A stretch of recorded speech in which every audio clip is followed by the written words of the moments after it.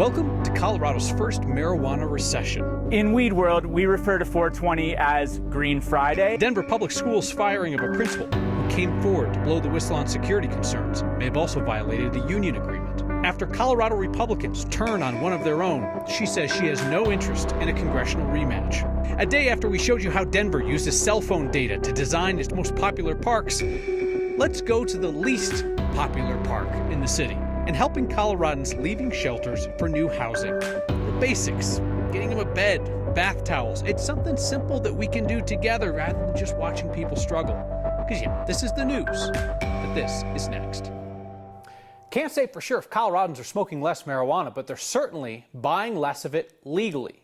Sales are dropping as inflation and increased regulations are hitting dispensaries hard. Mark Salinger explains what that means for Colorado.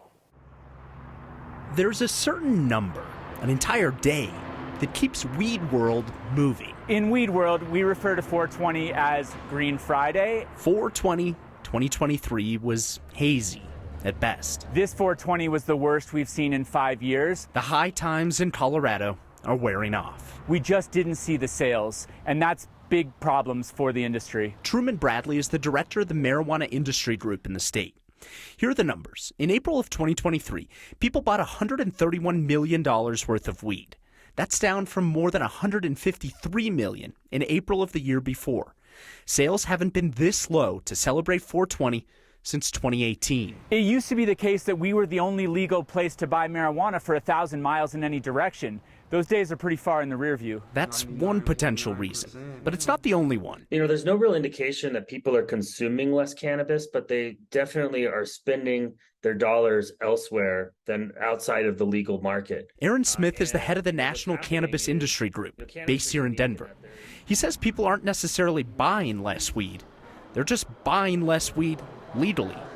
Inflation and new taxes tacked on at the dispensary may actually help your college roommate's cousin who sells weed for half the price out of the back of his car. I think inflationary pressure is driving more and more consumers away from the taxed and regulated market and into that illegal underground market. Just this month, Colorado's Marijuana Enforcement Division increased application and licensing fees for cannabis businesses. This industry is on the brink. Truman says that'll end up hurting weed world even more. The problem is there's just not any money left for the marijuana businesses. We're at our breaking point. So this is really the first prolonged downturn that we've ever seen in Colorado's marijuana industry, mainly because it's so new. Sales last year dropped $460 million compared to the previous year. That's according to the Marijuana Industry Group. That's a loss of $100 million for the state in tax revenue that usually goes towards things like rebuilding schools, things like that. So obviously Colorado came to the fore because we did something other states weren't doing. We were the first. Does the industry see another opportunity for us to do something other states aren't doing? Yeah, so they want to invest in things like hospitality. They want to take away regulations that have so far prevented people from, say, things like smoking inside in a bar or going to a concert and publicly smoking weed that's legalized there. They want events and hospitality to bring tourism specifically for marijuana here. All right, Mark Salinger, thank you. The union for Denver school principals says the firing of McAuliffe's Kurt Dennis for sharing safety concerns here on Next is a violation of their union contract. The Denver School Leadership Association, which is known as DSLA, sent the district an official grievance on behalf of Kurt Dennis yesterday. The union says their contract required the district to get sign-off on the firing from the head of the Northeast Denver Innovation Zone. McAuliffe Middle School is part of that semi-autonomous group of schools. Denver Public Schools would not talk to us today about the union grievance, said it was a personnel issue. Next month, the Denver School Board will vote on whether to approve Dennis's firing. If they don't approve it, he'll stay with the district in a role to be determined by DPS leadership. There's a new candidate joining the race for Denver School Board's at-large seat, the one being vacated by Aonte Anderson as he runs for state legislature. Alka Joshi Hansen is an education leader and author seeking to join the board. She's the chief program officer of an education nonprofit. She also, we should mention, is the wife of Colorado State Senator and former Denver mayoral candidate Chris Hansen. She pointed to her 2 decades of experience in educational leadership and what she sees as an opportunity to change education as we know it more broadly. There are several other candidates already in this race. The former East High principal John Youngquist is in the running. So is former Tattered Cover CEO Kwame Spearman, who left that bookstore to go into politics. And there's also Paul Ballinger, DPS parent and former private school security consultant. Colorado is not going to see a rematch in the new 8th Congressional District. Republican State Senator Barb Kirkmeyer says she is not going to run again against Democratic Representative Yadira Caraveo. Far-right Republicans who won control of the state party have been clear they don't want Kirkmeyer to run. She narrowly lost to Caraveo last year, and this is a seat that Republicans envision being competitive for years to come. Yesterday, State Party Chairman Dave Williams accused Kirkmeyer of being too friendly to Democrats. And Williams has cut a deal with the Libertarian Party to keep that third party out of races where Republicans run candidates that are acceptable to the far right. And it was made very clear that Kirkmeyer would not make the cut. I can't say that I disagree. All I can assure you is that if Senator Kirkmeyer wishes to run for Congressional District 8 again, I'm fairly certain the Libertarian Party will likely field a candidate. So Kirkmeyer is going to run for re-election to the state Senate instead. Today, Weld County Commissioner Scott James, fellow Republican, said he is going to run for that 8th congressional seat. You can expect more Republicans to probably get into the race. Denver Mayor Michael Hancock's time in office, 12 years, has been marked by a developer-friendly approach that's seen the city grow significantly as homelessness and affordable housing have become major issues. And the mayor's personal conduct over the years has had him repeatedly apologizing. Hancock also led Denver through the pandemic and through the racial justice protests of 2020, for which the city has paid out enormous settlements for police brutality. Today, he gave his farewell address. The job of building a city is never done, and a mayor's time in office is limited. So we know the work we set in motion doesn't always finish while we're here. My hope is that my administration built a solid foundation for the Johnson administration to succeed. Mayor-elect Mike Johnson will be sworn in on Monday. Mayor Hancock's apologized to Denver citizens over the years for sexually harassing a female officer on a security detail and for the time that he flew out of town for the holidays during the middle of the pandemic after he had just told citizens that they needed to stay home. Quick question. How about we celebrate some Coloradans who are moving into housing from homelessness? Maybe we could go in on some housewarming gifts for them. This week's Word of Thanks microgiving campaign supports the Dolores Project. That nonprofit helps single women and transgender people who need housing. They run a shelter to get people out of harm's way in the short term, and then they face the challenge of helping those folks into affordable housing for the longer term. And here's where we come in. The Dolores Project continues to work with the people that it helps once they leave the shelter, and they have a need right now for move-in kits, because otherwise people are showing up to their new home. They don't have a bed to sleep in. They don't have bath towels, basic kitchen stuff. The funds that we raise together are going to cover those essentials. Scan the QR code on your screen or text the word THANKS to 303-871-1491 to get that link to donate. We know that even $5 helps, and I'm never going to ask you to donate to something unless I do. So I'll match the first 50 donations of $5 to get us started. As Coloradans head from the homeless shelter to a place of their own, let's help them get set up with a bed and all those other essentials of home. Rain and hail have really been the story of our summer so far, and a new report shows some parts of Colorado felt it more than others.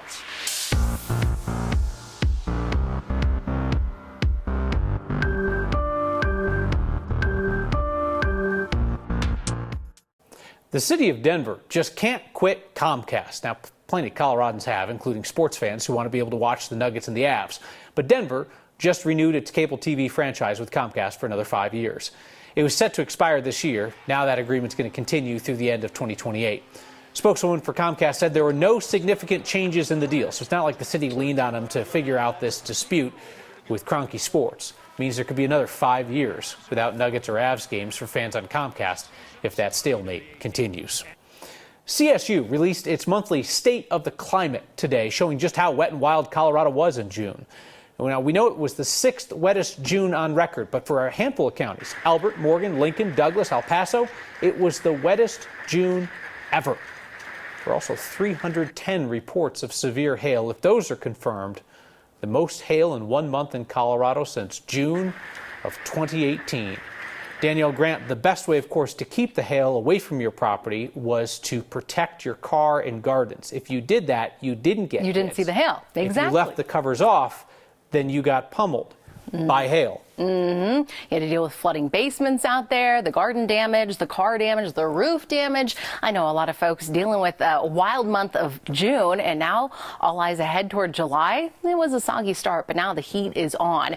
No storms, no hail in the forecast, at least not this evening. You can see some blue skies in the distance across downtown Denver, so close to 90 degrees here in the city. 90s up in northern Colorado off to the eastern plains, triple digits in Pueblo as well as Grand Junction with 80s across the high country. Tonight I am tracking a few storms, those primarily just to the west of Colorado Springs, maybe a few more clouds up into the foothills just to the west of the Denver area. If we see one or two of these storms, they're just going to give us some gusty winds. That is absolutely it. By 11 o'clock tonight, our skies clear. We'll be watching those clouds move out and some sunshine back in action early tomorrow morning. Now, tomorrow afternoon, the clouds will quickly race back in, and you might find a couple of storms kind of bubbling up. Not a lot of action, at least here for the I-25 corridor. Off to the eastern plains, if you're traveling into Kansas, perhaps even into Nebraska, that's where we'll have the best shot at seeing some stronger, possibly severe storms producing hail. This is about 6 o'clock right there around I-76 and I-80 as these storms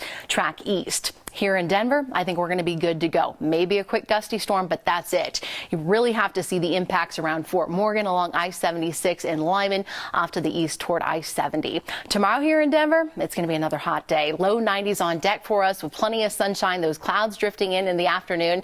90s out to the east with 70s and low 80s up in the mountains and sizzling across the western slope. Good news if you're looking for a cool off. A cold front rolls in on Friday. That drops our temperatures into the mid 80s. We'll be looking at maybe an isolated storm Friday evening, but right now it looks pretty dry. Good news for all you Swiftie fans. 80 degrees on Saturday. A good chance of storms. Might see some severe. We'll be tracking that later this evening, and then looking ahead toward next week, the heat's on. Back to the mid 90s we go. The reality is that's kind of the price you pay for free apps. I think the rule is if you don't have to pay for it, you're the product. You turn on your phone, you're being tracked. Local governments to local businesses, they're able to get a hold of that info. Next.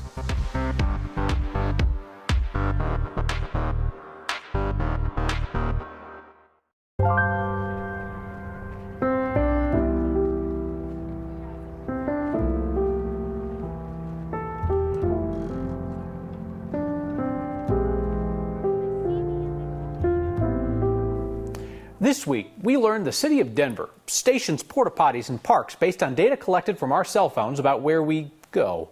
Marshall Zellinger explains how we gave our permission, sometimes without even knowing it. It's pretty cool to know which Denver parks are the most used and which ones, well, could use some love.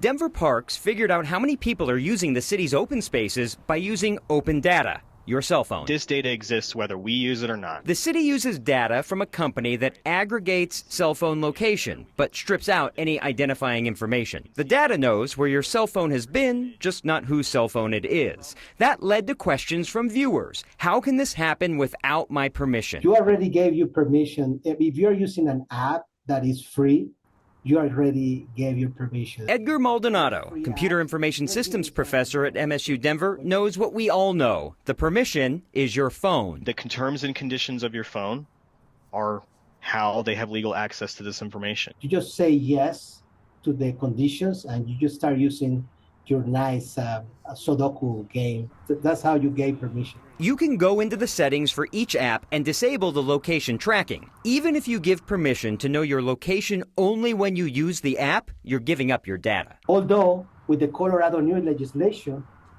you have the right to ask these companies to delete your data. A state data privacy law that was passed 2 years ago took effect this month. It requires certain companies to allow you to opt out of having your personal data sold. The law also requires companies to let you get the data they collect about you, and you can also ask for the data to be deleted. Well, I mean, if you are afraid of sharing your whereabouts, just disable the GPS, disable the Wi-Fi, and they don't know where are you at. If you disable the GPS and the Wi-Fi, you've officially overpaid for a camera and a calculator. As for that Colorado data privacy law, the Attorney General's office said today that it has sent letters to businesses that would be impacted. Businesses that have personal information of more than 100,000 customers. So one of the things that comes off the top of my head is a grocery store. But it's really on us to limit what we share, or, Kyle, reach out to the business and demand that what we have shared be deleted. That feels time consuming. A bit, yeah. But I would still love to know what businesses are doing with their information, clearly selling it to places like a company that the city of Denver does business with, to get this data to figure out which parks are the busiest and which ones are not. For me, the creepiest one is always when they're like, can we track you inside our store? And I'm like, no, you absolutely may not, Home Depot. I'll search for a half an hour for the aisle. Thank you very much.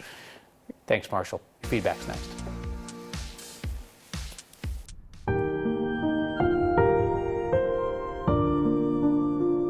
If you like city parks, but you don't like people, welcome to the Bluffs, Denver's least popular park. 1 million people wore paths through City Park last year. More than 800,000 ran circles around Wash Park. The Bluffs saw an average of 6 visitors per day. Google reviews show those visitors enjoyed the log, the rocks, the wood chips, and whatever these are. Nestled into the north side of the Central Park neighborhood, the Bluffs features panoramic views of tract housing and more tract housing. Wildlife abounds at the Bluffs. We spotted a red-bodied crane. No need to get there early if you want to use the grill or sit on the bench. A small playground seems untouched by tiny human hands. A broken toy, the only proof there was a child here once.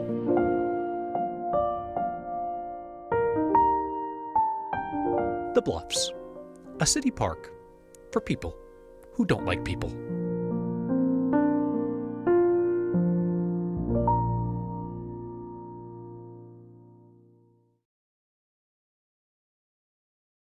This week's Word of Thanks microgiving project is going to help set up people who are leaving a homeless shelter in town for affordable housing so that they have the basics: a bed frame, sheets, towels, kitchen essentials. We're helping Coloradans who are leaving the Dolores Project shelter in Denver. The Dolores Project stays connected with the people that it helps for years, offering supportive services designed to help people stay off the streets long term, to build stability in their lives. These move-in kits are a really tangible way to help people get the best possible start in their new place to live. Scan the QR code on your screen or text the word THANKS to 303-871-1491 to join me in donating to the Dolores Project. It's a sign to chill out on the roads. Go slow, bro, says the sign in El Dorado Springs. That feels to me like an unofficial street sign. Go slow in Eldo, bro. If you see a sign that makes you look twice and you can take a picture, email it to next@9news.com or use the hashtag HeyNext. Don Miller writes in tonight about the idea of the cell phone tracking, at least as it relates to Denver stationing porta potties based on how busy places are. He says, Kyle summed it up, this what we mentioned yesterday, a bit creepy, but very useful.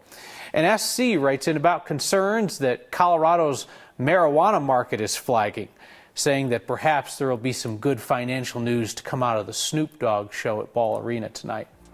Probably right on that. See you next time.